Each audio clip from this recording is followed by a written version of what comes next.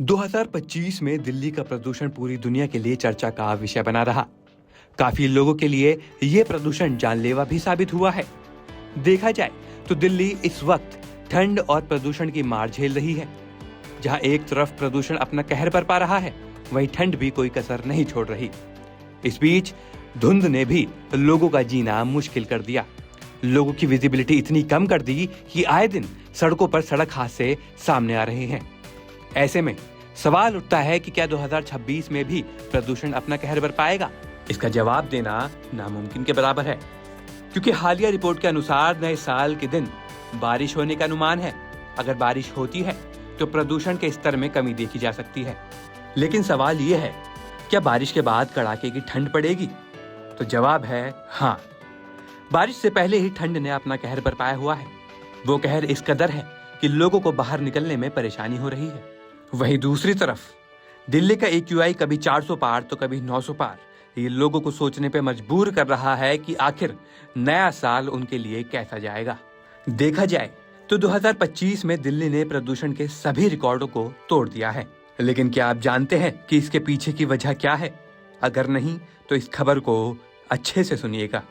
दिल्ली हाल के सालों में अपने सबसे बुरे पर्यावरणीय संकटों में से एक का सामना कर रही है।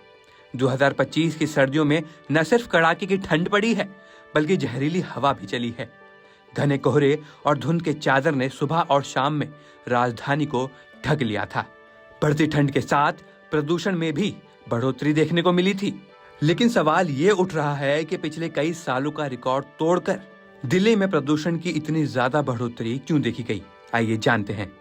बात करें दिसंबर के शुरुआत की, तो सेंट्रल पॉल्यूशन कंट्रोल बोर्ड के डेटा के मुताबिक दिल्ली की हवा की गुणवत्ता दिसंबर की शुरुआत से ही लगातार खराब से बहुत खराब कैटेगरी में बनी हुई थी।